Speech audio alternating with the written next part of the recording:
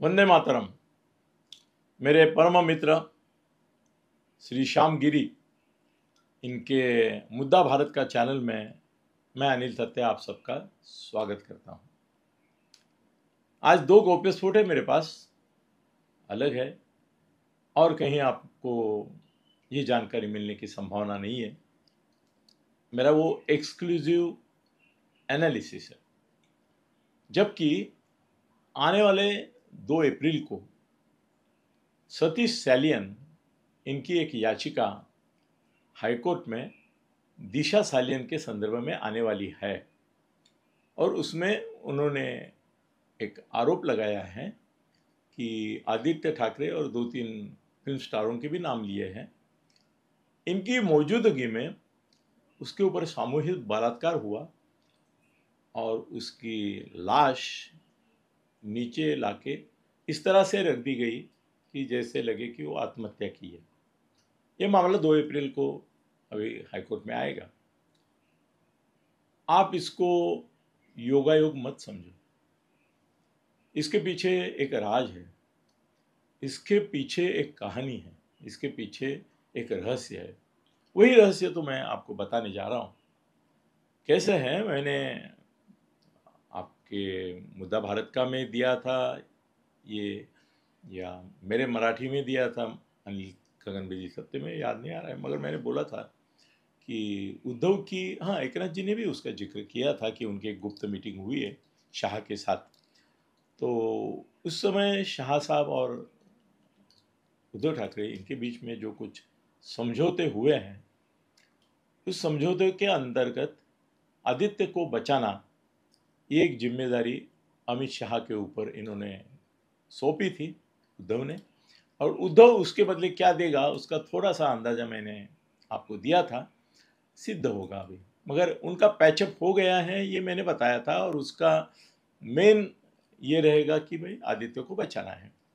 अब देखो, 2 अप्रैल को जब ये दिशा सालियन का केस आने वाला है, तो पिछले 4-5 साल से जो सीबीआई रिपोर्ट तैयार है, और उसके बारे में मैं बार बार बोल रहा था आपको कि उसमें किसी को दोष नहीं दिया है सुशांत सिंह के मृत्यु के बारे में, और वो आत्महत्या है, उसमें कोई दोषी नहीं है दूसरा, ऐसा उसमें रिपोर्ट है। मगर 4-5 साल ये रिपोर्ट बाहर केंद्र सरकार नहीं आने दे रही थी, क्योंकि एक विरोध का जो मुद्दा था, ठाकरे फैमिली को दबाव लाने का, इमोशनल ब्लैकमेल करने का, पॉलिटिकल ब्लैकमेल करने का, वो हाथ से छूट जाता था कि अरे सीबीआई से तो आदित्य को क्लीन चिट मिल गई है।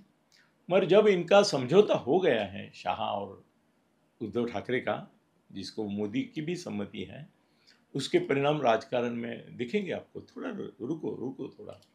तो उन्होंने आज एकदम हवा निकाल दी। वो 2 अप्रैल को जो सतीश सालियन की आने वाली याचिका हाईकोर्ट के सामने, उसकी हवा ही निकल दी, क्योंकि 4 साल जो गप बैठी, 4-5 साल चुप बैठी थी, क्या है अपनी रिपोर्ट में वो प्रकट नहीं करी थी। वो सीबीआई रिपोर्ट कल एकाएक खुल गई, और उसमें रिपोर्ट आया कि ये केस बंद किया जाए।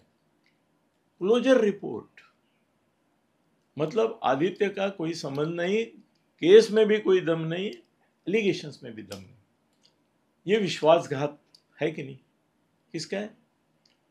ये नारायण राणे का है, नीतीश राणे का है, नीलेश राणे का है। पिछले 5 साल वो यही बोलते रहे कि भाई आदित्य ही दिशा और सुशांत सिंह मामले में हत्यारे हैं। उनकी तो हवा ही निकल गई। उनके साथ साथ एकनाथ जी शिंदे, उनकी भी हवा निकल गई सीबीआई रिपोर्ट आने से, क्योंकि वो भी बीच बीच में बोलते थे कि भाई इसमें बड़ा रहस्य है, ये रहस्यमय मामला है। उनकी भी हवा निकाल दी। वो क्यों निकाल दी? मैं तो बोलता हूँ फडणवीस की भी निकाल दी। क्यों निकाली? क्योंकि शाह और मोदी अब नहीं चाहते कि इसमें आदित्य फंसे। और नहीं है, क्लीन चिट तो थी ही। मैंने कई बार आपको बोला था कि रिपोर्ट ऐसी लीक हुई है, वो उसमें क्लीन चिट ही है उसको। मगर जब तक ऑफिशियली क्लीन चिट आती नहीं और क्लोजर रिपोर्ट नहीं आता है, तब तक उद्धव दावा नहीं कर सकता कि देखो ये इनोसेंट बच्चे को पीड़ा कर। तो मोदी शाह ने अपनी ही सरकार की बैंड बजा दी, ऐसा मेरा एक कहना है। दूसरा है कि ये जो कल कुणाल कामरा बोला है, इसकी आदत ही है। वो इसके पहले भी उसने कई कारनामे किए हैं, उनकी पूरी जानकारी मेरे पास है। आपको अगर याद नहीं है तो मैं याद करके देना चाहूँगा कि इंडिगो फ्लाइट में ये कुणाल कामरा ने रिपब्लिक टीवी के अर्नब गोस्वामी को सवालों की बौछार की थी। वो कुछ बोला नहीं, और ये ऐसा हक नहीं होता है आप किसी को पैसेंजर को ऐसा ज़बरदस्ती बोलेंगे और उसका शूटिंग करके वो लीक भी करेंगे। तो उसको बैन हो गया, वो पूरे इंडिया में प्लेन से वो कहीं नहीं जा सकता, इस प्रकार का एक यानी का एनक्रोचमेंट टू द प्राइवेसी करके। बाद में उसने सुप्रीम कोर्ट के एक इसके ऊपर निकाल के ऊपर निर्णय के ऊपर टिप्पणी की, उसके लिए सुप्रीम कोर्ट से भी वो बैन हो गया कोर्ट के इसमें, और उसको माफ़ी मांगने से बोला था। अभी वो केस का निकाल क्या हुआ अभी मालूम नहीं मुझे, उसका नहीं आया है। न्यायपालिका पर उसने कई बार अटैक किए हैं उसके बारे में। फिर ऐसा हो गया कि सरकार से पंगा लेने के कारण उसके शो भी हम हो गए। उसके पहले अभी 10 लाख है फॉलोअर्स, वो 20 लाख तक थे, अभी 10 लाख बाकी है। क्यों बीजेपी वाले अभी उसका चैनल देखते नहीं, तो गांव में भी होते नहीं है अभी उसके। तो ये यहाँ पे जाके कंगना राणावत और उसका एक झगड़ा हुआ था, ट्विटर वॉर बहुत चल रहा था।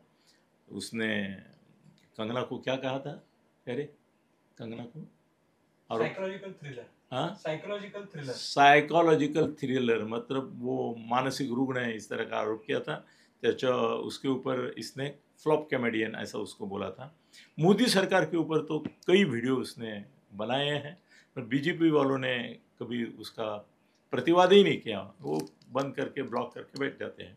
अभी एक कल उसने हमारे उप मुख्यमंत्री एकनाथ जी शिंदे इनके ऊपर एक व्यंग कविता की, उसका रिएक्शन तो होना ही था, वो हो गया। अभी सामना में उन्होंने ये किया है कि शिवसैनिकांनी जाऊन धुडगूस घातला वगैरह। मैं संजय से फ़ोन किया सुबह, मैं बोला तेरी शिवसेना आज तक क्या करके आई? कितने 100 से ज़्यादा संपादक और पत्रकारों को तो तुम्हारे शिवसेना वालों ने पीटा है अब तक। शिवसेना की असली परंपरा क्या है? उसी परंपरा का नकल ये उन्होंने बिहेवियर किया है, रिएक्शन दिया है। तू क्यों इसको इस तरह से मसाला लगा के बोल रहा है कि मोटा अन्याय, तुम ही तो पहले थे। व्हाटएवर इट इज़, मेरे को लगता है कि अभी महाराष्ट्र में तो इसका कोई कुणाल कामरा का प्रोग्राम नहीं होगा, वो ऐसे टीवी से ही अपना उपद्रव दिखाता रहेगा। इसके ऊपर केस होगा और बहुत जगह केस होगा, ऐसी मेरी जानकारी है। धन्यवाद।